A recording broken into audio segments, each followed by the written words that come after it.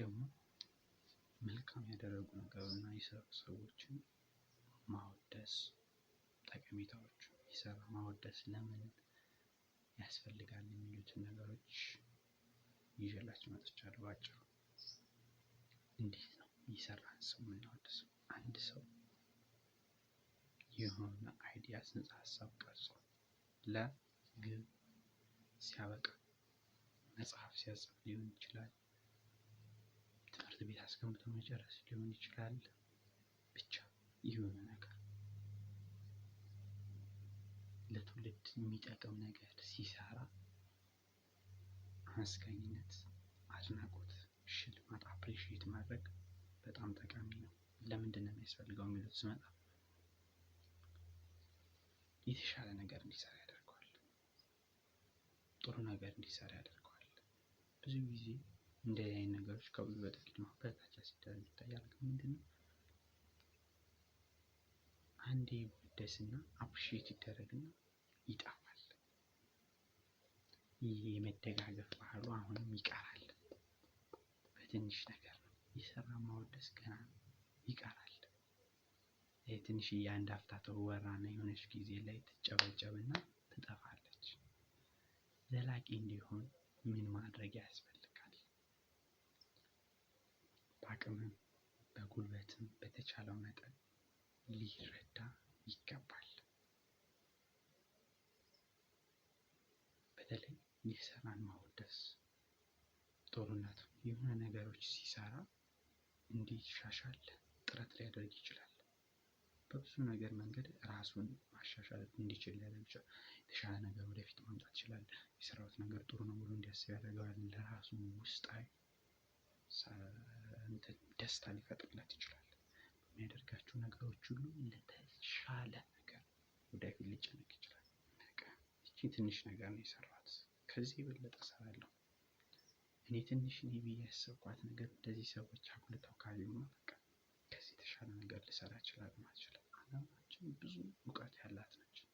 በብዙ እውቀት የተሞላባቸው ናቸው። ግን እነዛን እውቀት ያላቸውን ሰዎች በበቂ ሁኔታ እንጠቀምባቸው። ስለዚህ እንዲህ አይነት እውቀት ያላቸውን ሰዎች ከእጃችን እንዳያመልጥ መጠቀም አለብን። እንዲህ አይነት ሀሳብ ያላቸውን ሰዎች በተለይ ሼር ብናደርግ መልካም። ነገራችን ድብስብስ እያደረግን እየናቅን መተው የለብንም። መስማት በጣም ወሳኝ ነገር ነው። በጊዜ ሂደት ደግሞ እኛ ላይም ሊጋባብን ይችላል። ስለዚህ ከብዙ በጥቂቱ የተሰራ ይወደሳል። በጣም ጥሩ ነገር ነው፣ መልካም ነገር ነው፣ አሪፍ ነገር ነው፣ ሊወደስ የሚገባው። አሁን ግን ምን አይነት ሰዎች እውቅና ሊሰጣቸው ይገባል፣ ሰርተፊኬት ሊሰጣቸው ይገባል የሚሉት ነገር አለ። ቀዳሚውን ድርሻ የሚወስደው እንግዲህ እኛ ብዙ ጊዜ የመምህርን ትምህርት የመምህራኖችን ስኪል ስናናንቅ ስናጣጥል እንታያለን። ብዙ ነገር ሊወስድ ከሚችለው ነገር አንዱ ብዬ የማስበው ለመምህር ሙያው በጣም የሚተጉ መምህራኖች አሉ። ለመምህር የሚሰጡ ነገሮች አፕሪሺየት የለም ማለት ይቻላል። እንደው ዝም ብለው በከንቱ ነው የሚደክሙት። በተለይ አሁን ቪዲዮ ቲዩቶሪያሎች ላይ የሚሰጡት በቃ በማንኛውም ሰዓት ለመምህር የሚሰጡ ዘርፎች ታች ክላስ በጣም ደክሟል ቾክ እያሆነ ለሚለፋ አፕሪሺየት መደረግ። መምህራኖች በብዙ መንገድ ነው የሚያልፉት። የመምህራን ስራ እንደዚህ እኛ ኖት ይዘን ወጥተን ተቀብለን እንደምንመጣው አይደለም።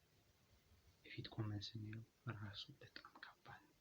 የመምህር ስራ ትልቅ ሙያ ነው። እንደው ቢቻል በ2 በ3 ዓመት አንዴ እውቅና ቢሰጣቸው። በጣም አድካሚ የሆነ ስራ ነው የመምህር ስራ። አእምሯቸውንም ጊዜያቸውንም ብዙ ነገራቸውን ኢነርጂያቸውን ፈሰስ አድርገው የሚጨርሱበት ነገር ነው።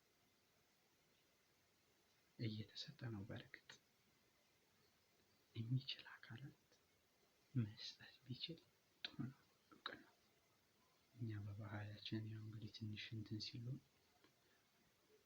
ቀላል መስሎ ሊታየን ይችላል። አንዳንድ የመመሪያ ጥናት ማስተማር ማለት ቢኖርም ሙያውን ሳይፈልግ የሚገባም እያለ ሳይሆን ግን በተቻለ መጠን በጣም ብዙ መምህራን ይፈቅዳሉ።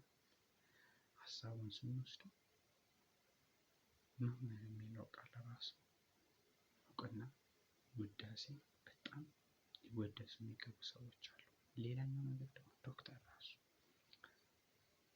የስንት ታካሚ ጸባይ ይችላል። መምህርም እንደዛው ነው። ግን ስንቱን ጸባይ ችሎ እንደ እናትና እንደ አባት ሆኖ ነው። በሌላ አነጋገር አንዳንድ በቃ እንደዛ ናቸው። የስንት ታማሚ ነጭናጫ ነው ዶክተርም እነዚህን ሁላ ችሎ እነዚህ በህይወታችን ልናወድሳቸው ይገባል። አንዳንድ ጊዜ እከሌ እንዲያደርግልኛል ብለን እንደው ማግኘት የምንችል ልናወድስ ይገባል። መጀመሪያ ላይ ያን ጊዜ በተማርንበት አልፈን በሄድንበት ጊዜ ግን ይባክን ምናምን እያልን ብዙ ጊዜ ከአንዳንድ መምህር ጋር ግጭት ስንገባ አላመሰግንም ይሆናል። ግን ለተደረገ ነገር ማመስገን ውዳሴ መስጠት ጥሩ ነው። ስጦታ መስጠት ላንችል እንችላለን። በሀሳብ ራሱ ሰው ማወደስ ይችላል። ስለዚህ በማንኛውም የሙያ ዘርፍ የሰራ ማወደስ ባህላችን የሚለው የዛሬ ፖይንቴ ነው።